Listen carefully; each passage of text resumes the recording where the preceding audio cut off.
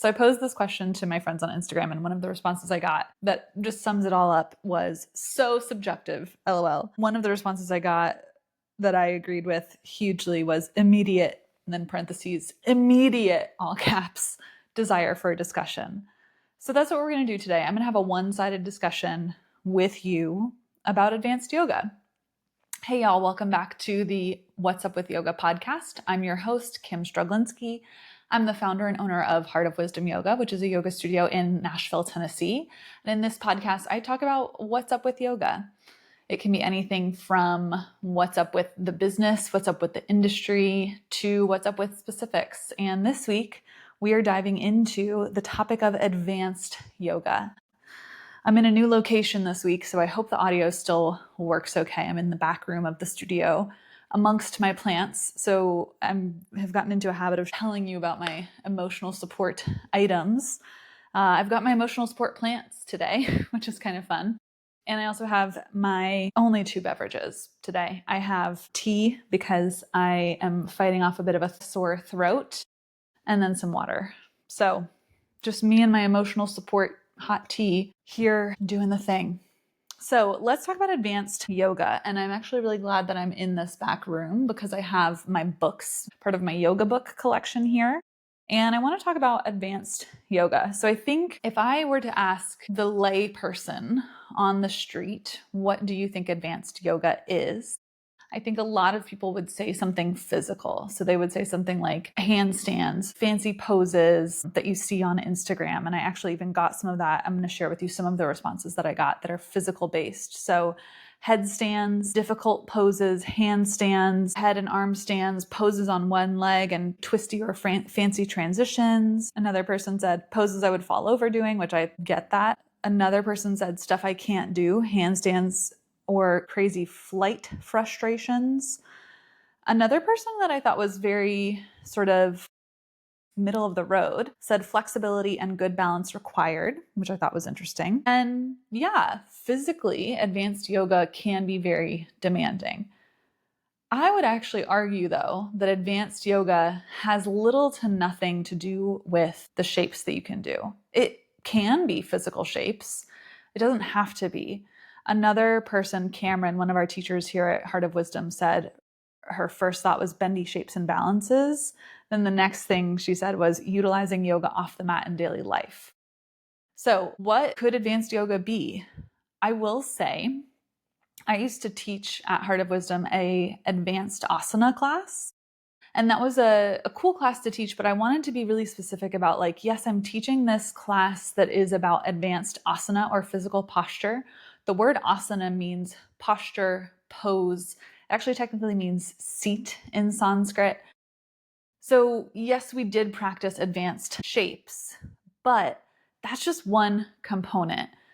What do I even mean by that? Well, when I say that's one component of yoga, that is one of the 8 limbs of yoga. So in the world of yoga, there's a few different foundational texts that we talk about. 3 of the most popular ones that are taught the most include the Bhagavad Gita, which is a story about how yoga is skill in action. We teach that in my teacher training. We also have the Yoga Sutras of Patanjali. That is where we get the 8 limbs of yoga, which I'll talk about briefly. And there's also the Hatha Yoga Pradipika, which is a little bit more about physical purification of the body in order to control the mind. So there's sort of 3 main approaches that these different texts take. In the Bhagavad Gita, for example, it lays out the idea of karma yoga and the yoga of action. So yoga being how you act has nothing to do with poses, right? The way that the Yoga Sutra lays out what yoga is, the Yoga Sutra defines yoga as the stilling of the fluctuations of the mind stuff, the stilling of the changes of the mind, the stilling of the mind field. So I like to think of that stilling of the mind as being like if you sort of wake up from Shavasana after class and you're like, whoa, where am I? Who am I? If students wake up from Shavasana after class and look a little out of it, express that they feel a little spacey, when I'm thinking about the Yoga Sutra, I think I've done my job because we got the stuff of your mind to stop. If you kind of forget where you are for a minute and like who you are, then we did yoga. We stilled your mind, which is awesome. So that's the Yoga Sutra take on it. Then the Hatha Yoga Pradipika is about controlling the body, and then the mind will follow. So can we physically purify our bodies using a bunch of different things, asana being only one of the techniques, and then the clarity of mind will follow. Now, all of these texts are quite old. None of them outline postures as being the most advanced practices of yoga. Not a single one of these says like handstand is the ultimate yoga shape. The Yoga Sutra only mentions the idea of asana or shapes, seats, postures. The Yoga Sutra only mentions it 2 or 3 times, never calls out a specific posture. The Bhagavad Gita doesn't mention postures at all. And the Hatha Yoga Pradipika does mention some specific postures and some specific pranayama or breathwork exercises, but actually the postures in the Pradipika that are mentioned are, the majority of them are sitting postures for a really, really, really long time until about like 200-ish years ago, a little more than 200 years ago. Yoga, advanced yoga, was sitting in stillness. It was sitting in meditation. The postures that we all know and what we think of when we think of yoga being advanced, that's actually really modern. It's actually really new compared to these texts that are a couple thousand years old. So also, you might be able to tell my bias on when people tell you that their sequence is thousands of years old or something. That just isn't true. I haven't read every single word in the original Sanskrit of all of these texts, but I know from the teachers that I've studied with and the translations that I've studied that that just isn't true. So if someone tells you that their sequence is XYZ years old and it was the original yoga sequence, like that's just made up. So we've got these 3 different texts, right? And we talk about these different definitions of yoga. I think one of the things that comes up for me is that there is no one specific definition of the right way to do yoga. There's also no one specific way to do advanced yoga. What it is, though, is your ability. I agree with my friend who said, yoga, advanced yoga, is about how do you practice yoga off the mat. It's not about can you do the fanciest shape in the world, right? I have a teacher who says that people who are jerks can still do handstands, and there's lots of really bad people out there who can do some really pretty things on a mat. But it's not about what you do on your yoga mat. So if we want to talk about the 8 limbs of yoga, those come from the Yoga Sutra of Patanjali. And the 8 limbs of yoga are yama, niyama, asana, pranayama, pratyahara, dharana, dhyana, and samadhi. So yama and niyama are about how you treat yourself, how you treat others. This is the yoga you do off the mat. You could almost think of this as like the 10 commandments of yoga. Then asana is the postures or the poses, the physical practice. Next, we've got pranayama, which is the control of the breath, control of the life force, breathing with intention. Then we've got pratyahara, which is sense withdrawal, so withdrawal of the senses from the external to the internal. Then we get dharana, which is concentration. We've got dhyana, which is meditation. And then samadhi is what we call bliss or absorption. This is the ultimate goal of yoga. If we were to think really classically by the book about advanced yoga according to the Yoga Sutra, we would say it's this idea of samadhi being in a bliss state. However, this is not a state that you like accomplish and then never leave it, especially not in our modern world. Advanced yoga in our modern world, we might get a glimpse of this bliss state every once in a while, but it's about how we incorporate all of these different things throughout our lives. Right? So you might get a glimpse of bliss here and there, but chances are you're not going to just like exist in a bliss state forever. So 3 people that I mentioned already said this is so subjective to think about advanced yoga, including my teacher, Kyle. Kyle wrote immediate desire for a discussion. Shout out Kyle Henry. Thank you for responding. And my friend Bianca also said, I have a follow-up question, mentally or physically, because here's the thing. You might be able to do really specific fancy postures, fancy shapes. You might have a really accomplished breath practice, but like, what are you using that for? What are you doing with that when you step off of your mat? How are you treating yourself? How are you treating others? If you run a business like I do, how are you running your business? So to me, advanced yoga is how can I incorporate the principles of yoga into my everyday life? Another response that I got from one of our teachers here at Heart of Wisdom was chanting and meditation. And I agree that that can be part of a more advanced yoga practice. I think one piece that is important about an advanced yoga practice is understanding where the practice comes from. So for example, understanding that there are three foundational texts that your yoga practice or that you as a teacher might be pulling from. If you're someone who's also studied the Vedas and the Upanishads, also you might be pulling from those texts. But one of the things that I think of when it comes to advanced yoga is honoring the roots of yoga, honoring where it has come from, honoring your teachers, and honoring the intentions from which it came. So for example, I don't think of like good vibes only in a yoga studio. That is not advanced yoga. Yoga is about being able to feel the highest of highs and the lowest of lows, knowing that we only get to experience that feeling of bliss if we are also able to feel the feeling of suffering too. And that's part of understanding a yoga practice and having a more advanced yoga practice, is knowing that feeling all of these different things is part of the life that we lead, right? Like, you're never going to just feel great.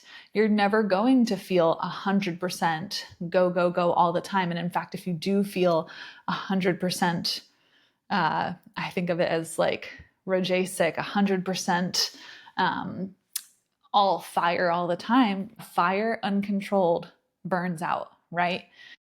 If you sit in the mud for too long, you get stuck. You get real crusty, right? If you're very tamasic and very stuck with inertia, not moving, yeah, things get harder. So how do we find the balance between efforting all the time and catching the grace of our efforts, as we talk about in one of the styles that I practice? So to me, advanced yoga is understanding the traditions that the yoga practice draws from, knowing where yoga comes from, knowing that it wasn't just a set of postures that somebody wrote down thousands of years ago, and knowing that the postures themselves are actually pretty modern, right?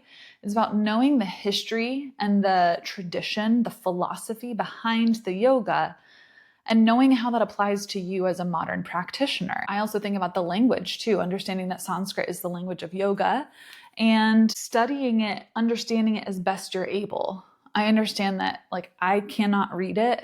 I can read the translations and the transliterations of it. I don't read the actual Sanskrit characters. I also think it's important, it's advanced, if you will, to know that Sanskrit was the language of the elites, that India was and still is a very caste-based society. And for a long time, it was the elite men who were studying Sanskrit and studying yoga and studying, period, understanding that like women, and especially lower caste women, were not getting educations like we are these days. So understanding the history that this comes from and saying, hey, there's also some not great actors currently, even in the yoga world, as far as teachers go, rather than just holding them on a pedestal, understand that their practices that they taught can be really impactful, can be really effective, can be really powerful. And they also were not acting with yogic principles too. For example, we think about the yamas and the niyamas in the Yoga Sutra. So the yamas and niyamas are about how you treat yourself, how you treat others. The very first yama is ahimsa, non-harming. There are some very harmful things that have been done to students by teachers, everything from assault to sexual assault to things like rape. There's been a lot of bad action, unfortunately, by people in power. And it's important as a yoga student and as a yoga teacher to acknowledge that and to talk about people who have abused their power, people who have harmed others. Ahimsa is not just about being nice to everybody. Ahimsa is also about speaking out when there is harm being done. And to me, that is the most important and most advanced type of yoga these days is, are you speaking out when you see harm being done? There's a whole lot of ways that that can look, but that's something that I think we can all think about a little bit more as yoga practitioners. So first is ahimsa, non-harming. Next comes satya, truthfulness. Are we speaking the truth? Are we being truthful with people? Are we being truthful about what is harmful and what isn't? Next comes asteya, non-stealing. So are we attributing our teachings to the people that they should be attributed to? Do you know who your teachers are as a yoga student? That's one of the things that we spend a lot of time in my teacher training talking about is here's where I learned all of these traditions from, and here's where I've learned from. Here are my teachers, and then here are their teachers, and here are their teachers. And so I want you to know where this tradition comes from, because it's important for you to know who I have learned from and where the ideas sort of originated. It's not just that Kim had this idea one day and came up with something completely original called Heart of Wisdom Yoga. No, it's about I have found all these different traditions that I've studied, and I want to attribute what I have studied to the people I have studied it with. That's really important to me. So that's another advanced piece of yoga, is understanding what you've learned and who you've learned it from. Understanding what style of yoga you're practicing. There's so many different styles of yoga. There's no one right way to practice yoga. Do you even understand or know what style of yoga you're practicing? Some people don't know that power vinyasa is just one tiny little subset of the greater yoga community. And that's no shade on anyone who doesn't know that, but it is so much more than just about the postures. Another friend of mine wrote bigger experiences in poses. And I like this phrasing because it's not about the pose that you're able to do or the specifics of the shapes you're able to do with your body. It's about, can you start to notice what happens in your body and in your mind and in your soul as you do those poses? I joke with another one of my teachers here about that hip openers are not what like heals trauma, but there's a lot that you can learn about yourself by holding really challenging poses, and hips are often a tight part for a lot of us. And so by really working on those types of postures, like, yeah, you learn how to sit with really difficult things. You learn that you can handle hard things. You learn that you can get through it, and you develop tools for coping with hard times. I know it sounds sort of oversimplifying to say, well, by doing hard poses, you learn how to handle hard things. But I like to think of the yoga mat as a place that we can try new things, push our physical boundaries, maybe push our mental and emotional boundaries just a little bit, and learn what we learn from there, right? So like we can try stuff that we wouldn't normally try. And we know that our little rectangle of our yoga mat is a safe space where if we fall, we're only a couple feet from the ground. We've got something padded there, but it's a relatively safe space to try new and challenging things. And when you try new and challenging things, you get better at trying other new and challenging things. You build your own confidence. You increase your proprioception and your sense of where your body is in space. You increase your interoception, which is your felt sense of your body. By increasing those two, you also decrease nociception, which is pain sensation in your body. So you get to learn more about your body. And rather than just saying, oh, my body is bad, or that's my bad side, we can say, well, actually, my body hurts there, and here's why. Or my body feels tight in this place today, or my body feels loose in this place, or my body feels weak in this place, or my body feels really stable in this way. So how can we get more specific about what we're experiencing in our bodies? To me, an advanced practice of yoga is understanding what's going on in your body, being able to articulate a little bit better what is happening in your body. And then when you can articulate what's going on in your body, being able to then act accordingly, right? So like if your body is telling you, hey, this is really hard for me today, I don't have the energy that I did yesterday, listening to it without judgment and saying, okay, then today we're going to make this a little easier. We're going to be a little softer. We're going to be a little calmer. We're going to be a little more restorative. All of that is really important. It's about learning about your body, learning about your mind, learning about yourself, and then acting accordingly. It's also not judging yourself. It's about having less or no attachment to the way that you show up in the world and simply showing up. acting without regard for the fruit of your actions. For example, that's from the Bhagavad Gita. How can we act without concern for the fruit of our actions, but rather just for the sake of acting? Knowing that the action itself is the reason that we are doing it. So, those are a few things about more advanced yoga. Another person wrote more years experience. They did also write more challenging poses, but more years experience too is that you just learn more about yourself. The longer you've been practicing yoga, the longer you've been doing it, the longer you've been studying. We've got an answer of an established understanding and practice of foundational postures that you can build on. Usually means more difficult asanas, longer practices, more breath work. I love this idea of an established understanding and also a practice of foundational postures. Here's the thing, when it comes to advanced yoga, you don't have to reinvent the wheel every day. You don't have to do something new every single time. It's how can I show up consistently? So, number one, am I showing up and doing my practice? Am I doing my physical practice? Your physical practice might actually be a couple of poses, a bunch of pranayama, a bunch of meditation, and then rest. So advanced yoga is about so much more than just what shapes you can do. It's what do you do with those shapes? What do you do in those shapes? How do you treat yourself on your mat? It is also about pranayama, which is the restraint of the life force, the modification of the flow of prana or energy in your body. So are you practicing how you breathe? Can you manipulate the length of your breath? Can you manipulate the length of your inhale and exhale, as well as the pauses between the inhale and the exhale? It's about, do you have a meditation practice? Can you start to quiet your mind? I think some people also think that being able to meditate and have an advanced yoga practice is not ever having any thoughts. And that's also not true, right? So yoga is not about having no thoughts. It's not about emptying your mind. Meditation is not about emptying your mind. It's about stilling your mind. It's about learning to quiet the chatter, to quiet the things that are happening within, so that you can then observe them, number one, and two, change how you're taking action, for example. Again, if you looked at all of these texts that I've mentioned, I think what's so interesting in this that there's no physical shapes that are really called out in them. And there's not a specific sequence that's an advanced sequence.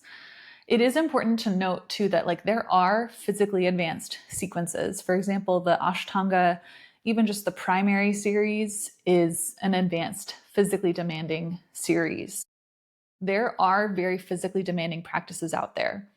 And I'm not going to tell you that it doesn't mean anything if you can do a physically demanding thing, right? If you can do a physically demanding series, whether it's the Ashtanga primary series, if it's a power vinyasa class, if you can do a physically demanding yoga practice, it means that you're a strong person and that you have put in effort to becoming strong. Perhaps that you're genetically gifted, right? But for most people, being able to do challenging postures means that you've put effort in towards something, that you've learned how to set a goal, work towards it, and achieve it, right?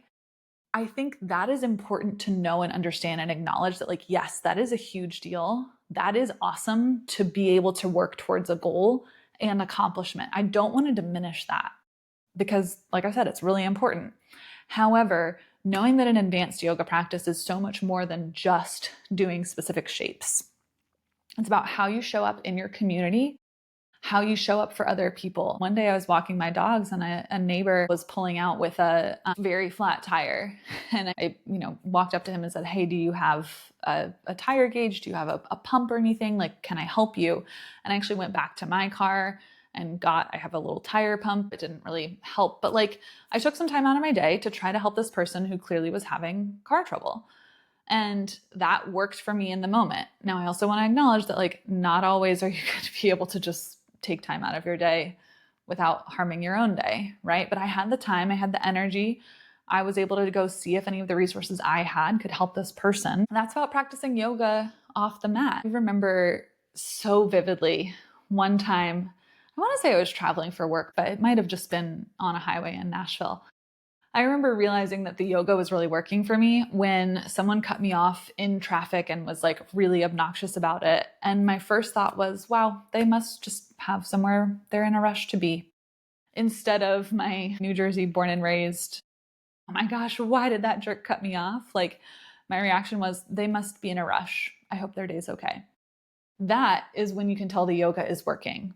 Advanced yoga is not about how many poses you can do. It's not about how long you can sit in meditation. It's about how do you conduct yourself on the mat? Do you think and speak kindly about yourself and others? Do you practice kindness, non-harming for your own body? Right? Like if you realize, hey, if I keep doing this yoga physical practice today, it's going to hurt me. I'm going to be really exhausted tomorrow, or my body can't really handle that today. Knowing your boundaries is advanced yoga, physically and mentally and emotionally. Being able to communicate clearly and telling people things when you need to tell them, that honesty, that is advanced yoga. So yes, advanced yoga can be physical postures, it can be arm balances, it can be handstands, but you can be an advanced yoga practitioner without ever doing a handstand, without ever doing headstands. In fact, I would argue that it is more advanced to know that you shouldn't do headstands and you shouldn't practice them if they'd be harmful to your body. For example, I had head injuries when I was a horseback rider, and so headstand is not great for my neck. So it's not something I really practice. That's advanced yoga, is understanding that I have a limitation that I want to work within. I want to not harm my body, also not harm other people, right? Like I don't want to get hurt in a class, which then stresses out a teacher and potentially hurts other people around me.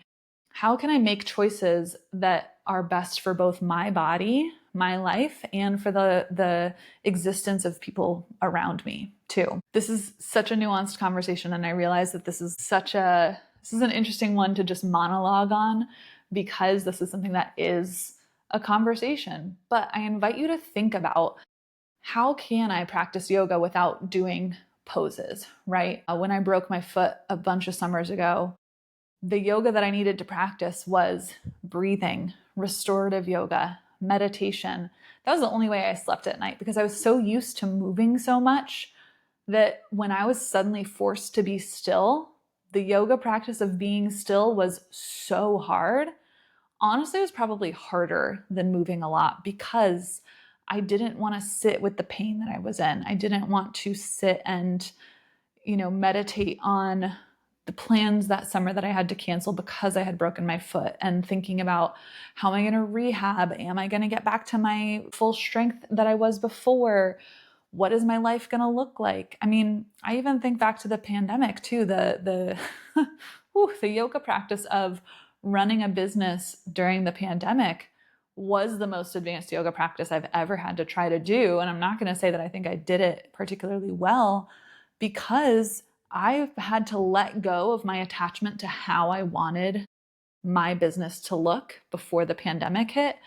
I kept living, honestly, in that world of like, this is what my business could have been. This is what my yoga studio could have been. And it has truly taken me years to detach from that image that I had, that illusion that I have. And for those of you who have studied some of the texts of yoga, you'll get the Maya, the illusion, the kleshas, the afflictions, all of these things, to me are the advanced yoga of, I realized that I was living in this illusion that I had created for myself of, well, if I just think about it hard enough, I can go back to how it was before the pandemic happened. Recognizing that that wasn't going to happen, that this was the new normal, was the hardest yoga that I had to do in 2020, because everything had changed. There was no going back. The business, the practice, everything was going to be new. And I had to exist. I had to work with what was the new normal. That was really hard for me. And like I said, I think that's the most advanced type of yoga, is being able to recognize what your current reality is, act in accordance with it, make decisions in accordance with it, and not judge or what if about what it could have been or what it could be. One of the niyamas is santosha, contentment. And I think santosha, it's like my favorite one, but the hardest one, because One of my teachers says Santosha in action is this is how it is now. It's not this is how it is forever. It is just this is how it is now. And recognizing that this is how it is now is different from how it was yesterday, could be different from how it's going to be tomorrow. But how can we act and live in the this is how it is now without attachment to how it could have been or how we want it to be? These are all really big philosophical questions. These are hard things to do. If I can introduce them to you on a yoga mat in like a, hey, you're in half pigeon and I realize that this is a challenging posture for you and this is how it is now, but this isn't permanent. Can I introduce that idea of impermanence to you in a posture like that? Can I introduce that idea of non-harming to you in a physical posture or in a physical practice so that I give you something to think about off your mat? And so that you can think about, okay, how would that work in the real world off my mat? So what are some ways that you can practice advanced yoga, or what are some ways to advance your yoga practice? One of my favorite ways is through reading and studying these texts, through learning more about this practice. I think my favorite way to learn more about yoga is to pick a book, to pick a text, to pick a teacher, and dive into that a little bit. So if you're interested in the Yoga Sutras or the Bhagavad Gita, if you go to Amazon or a bookstore, or my favorite is a used bookstore, I love going to the yoga section of McKay's, which is our local used bookstore here in Nashville, and I'll just check out what they've got in the yoga section. I can always find a translation of the Yoga Sutras. You can always find a translation of the Bhagavad Gita a few shelves over. Pick it up and start to read it and see what resonates. That's a way to start to practice advanced yoga off the mat, is familiarizing yourself with the texts of yoga. Another way that I think of advanced yoga is listening to your body, listening to your mind, understanding that the messages your body and your mind are trying to send you are there for a reason. They're happening for a reason. So what information is your body trying to communicate with you? Getting in touch with that, listening to it, and also not judging it. This idea of sort of being present but not judgmental about your body, I think, is one of the most advanced practices of yoga, and it's really hard. So I would say those are some of the ways that you can sort of work towards advanced yoga without doing specific shapes. To me, that is the most advanced yoga, is taking these principles and bringing them with you through every step of your day. Not getting attached to what you want your day to look like, but what is your day like right now? Pivoting, that is the resilience and the flexibility. So when people talk about being really flexible, or, oh, I'm not flexible, I can't do yoga, I know they're talking physically, but actually what you really need to be an advanced yoga practitioner or student is that mental flexibility, mental resilience. And here's the thing, we have to do things that are hard for us, that are uncomfortable, in order to get more physically and mentally resilient and flexible. And that is the ultimate payoff, if you will, of yoga, is having that flexibility, having the adaptability to get through everyday life, to make everyday life just a little bit easier, a little bit simpler to go through, to still the fluctuations of your mind so that your mind isn't racing 10 steps ahead of your body at all times during your day. Advanced yoga is being in the moment, being present, acknowledging what your present is, and acting in accordance with it. There's obviously so much else that I could say about what advanced yoga is, but this is just a little reflection and meditation on advanced yoga. As you can tell, it is a nuanced topic. I do not at all think that I've given you an exhaustive definition of advanced yoga. I have given you sort of the bare bones monologue, according to Kim, of what advanced yoga is. There is no one way to practice advanced yoga. There are so many little ways you can take your yoga practice off your mat. And I hope I've given you some ideas for how you could do that in the next week. Maybe you give one of them a try and see how it feels. If you enjoyed this podcast, I would love for you to rate it 5 stars on Apple Podcasts or on Spotify, follow or subscribe on either of those platforms. I would love for you to share it with a friend too. Maybe you can have a little conversation with a friend about what you think advanced yoga is. And I'll see you next time for the What's Up with Yoga podcast next week. Have a good one.